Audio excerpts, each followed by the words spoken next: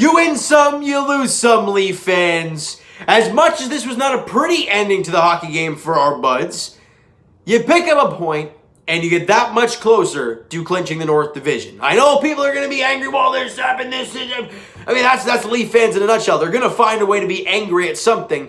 But for some reason, I'm not actually angry with this game today. As much as they should have closed that game out and won it in overtime, they had a chance in overtime, I'm not angry. The reason being, guys, is there's only 4 games left. We know the Leafs, almost mathematically are number 1 in the North Division. You know, you've already clinched that playoff spot. So we're just going to sit in here waiting for these last 4 games to play out. If I'm worried about anything, it's Nick Foligno's health. He leaves the game today and does not return. I mean, it looks like it was a stoppage of play in front of the net, and he stops up and just, I don't know, pulls something, or I don't know what happened to him, and he leaves and doesn't return. We hear it's upper body and it's possibly day-to-day, but I don't know the specifics of it. I don't know anything about the injury from Nick Foligno. Just hoping he's ready for the playoffs. If that means he doesn't play the last 4 games and is ready for game 1, fine, so be it. It doesn't really matter to me at this point. But let's break this game down from the start. 4:07 into the first period, Morgan Rielly fires in a puck from the point, and lots of bodies in front. It might have hit a Montreal defender, and it finds a way to beat Jake Allen, putting the Leafs in front 1-0. Galchenyuk and Nylander grab assists on the Rielly goal, and the Buds are up 1-0. All right, a good start to the game. End of the first period, you're up 1. Good start. Got to come out in the second period strong. Well, you don't.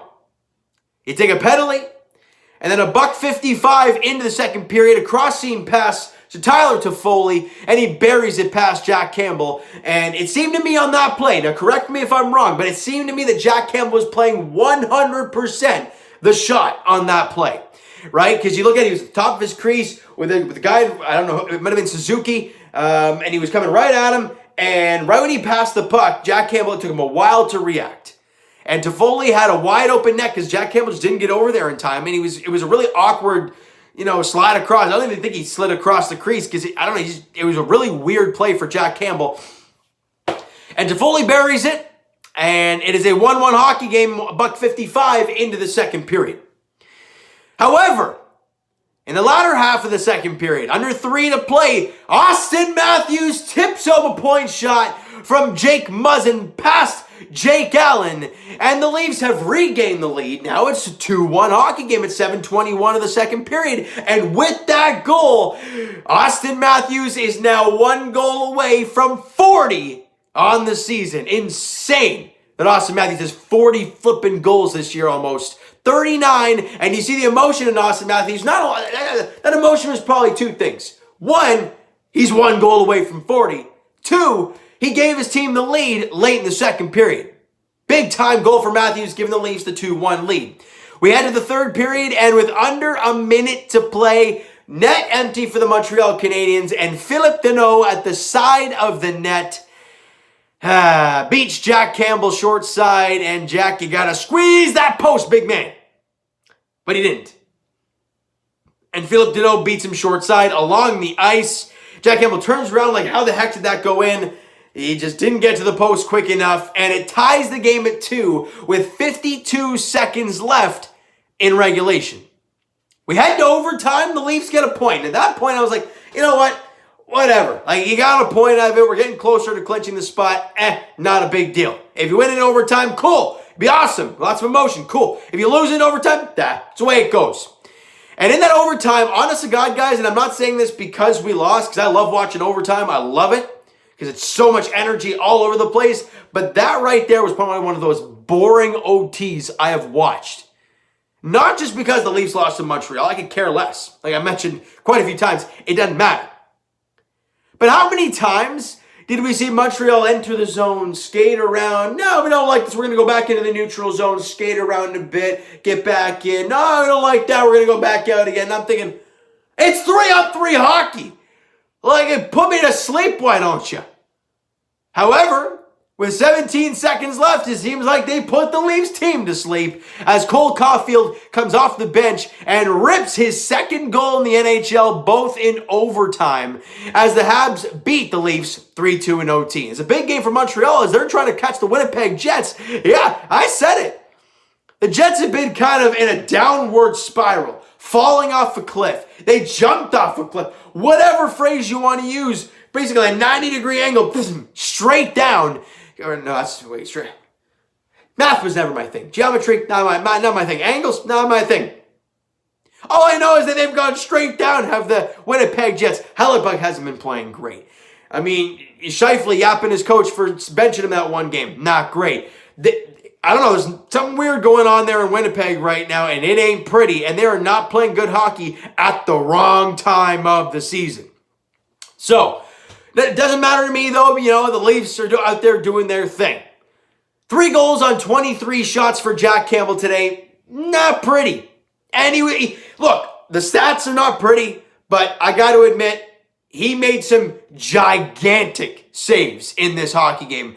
A lot of Big Ten bell saves and 2-on-1. The kick save I forgot who it was, but it was on a 2-on-1, and it was a cross-seam pass. He made a big-time stop. And there was a couple huge saves that he made in this game. One in the third period as well. As much as he gave up that squeaker, and that's the one that really hurts, he made a lot of big saves to keep the Leafs in it at that point in the second and third period. But Leaf fans, does that remind you of Frederik Andersen a little bit? I'm not saying he is Frederik Andersen because Jack Campbell's been great all season long. I'm not going to compare the two. But that type of performance reminds me of Freddie. The fact that he makes some big saves. We're like, oh, Freddie, whoa. And then that squeaker late, and you're like, what? How does that happen? Either way, though, it's one game. You get a point, whatever. There's 4 games remaining. Not a big deal. Special teams in the game, though, the Leafs were not good yet again in the special teams category. 0 for 3 in the power play. They had that one really small stretch not too long ago where they scored a few power play goals. And I'm like, oh, have they found it again? Well, no, they haven't. I think they're like 1 for their last 12. Not pretty. They got to find a way to get this thing going heading into the playoffs. Or, going to the playoffs, not doing anything, and then, hey, clean slate. Let's go out there in the playoffs with a totally different mindset, because that's the craziest thing, man. The playoffs are such a totally different beast. You could go 0 for your last 50 in the power play and get your first opportunity in the playoffs and score on it, right? That's just the crazy thing about hockey playoffs. You never know what to expect. The Montreal Canadiens had 4 power plays today, and they scored on one of them. Obviously, the Tyler Toffoli goal. The Leafs killed off the other 3. So they won the special teams battle today. And that was a big contributing factor to this one. However, as I've said it again, I'll say it one more time. Leaf fans, don't stress about this game. It doesn't matter. You're just getting that much closer. With the point you got, you're that much closer to clinching the division. And that's really what we're waiting on at this point. Now, I don't know if the Leafs can do it on Thursday. No matter what, their next game for the Toronto Maple Leafs is on Thursday against the Montreal Canadiens. Ooh, is that home? I actually didn't look that up, whether it's home or away. They played quite a few away games as of late, so I'm going to guess it's going to be a home game. Could be wrong. On Thursday, 7 p.m. puck drop there, either at the Bell Center or at Scotiabank Arena, as the Leafs take on the Habs yet again. And as I will always say in sports, you can have the biggest win streak out there. Look at the Oakland Athletics right now in baseball. They had a 13-game win streak, and they've won 3 of their last 8 games since that ended. It's about getting a win streak, losing a game, getting right back on the horse and back into the win column, and that's what shows what great teams are all about. The Leafs just won 5 straight games. Okay, you lost a stinker in overtime today. It is what it is. You get back to work against the same team on Thursday. What Leaf team are we going to see on Thursday? I don't know. But if I'm not mistaken, or no. If I was coach at this point, there's 4 games left, I'd start resting some guys. Maybe not like big name players, but start getting some guys that have played a lot. Maybe like a Kerfoot, give him a day off, or give Jake Muzzard, give TJ Brody a day off. Give some guys some rest, because that's really what this team needs heading into the playoffs. A little bit of breathers. And you can't kill these guys. Austin Matthews, until he gets 40, he shouldn't be getting a rest. That's all I got to say about that. All right, so guys, that is going to do it for this one. If you enjoyed the video and did not enjoy the ending to this game, if you're a Leaf fan, but if you're a Habs fan and you love the ending to today's game, smack that like button. I do appreciate that. Hit that subscribe button if you guys have not done so already, guys. Comment down below. Go nuts. Your thoughts on the game. What were your emotions like? What are your emotions like now? Let me know. I want to get your guys' take on this game and where your head's at right now with the Toronto Maple Leafs. For me, doesn't bother me. This game does not bother me one bit. Twitter is down below for myself. Follow, send me a DM, all that great stuff, guys. The Instagram link is down below, so follow up there if you've not done so already. And I will talk to you guys Raptors edition tomorrow night, right, as they're in LA still, taking on the Clippers, 10 p.m. tip-off. Another late one. Yippee. And as for the Blue Jays, their game on tonight against the Oakland Athletics. They started at 9:40, so late games again. Get these over with it. Get them over and done with at the same time, please and thank you, all right? They're taking on the Oakland A's right now at 9:40 was first pitch. Sorry, guys. The Blue Jays look to continue on their winning ways. They've won 3 straight, looking for number 4 tonight against Oakland. And as for the Leafs, their next contest, as we talked about, is on Thursday against the Montreal Canadiens. Looking to get back into the win column and just get back into the winning ways, kind of with 4 games remaining. You want to feel some wins down the stretch. But either way, you need some points. You want to clinch the top spot. That's all that matters at this point, all right? 7 p.m. puck drop there as the Leafs take on the Habs on Thursday, all right? So thank you guys so much for listening and watching. Hope you enjoyed the video. We'll talk to you guys then.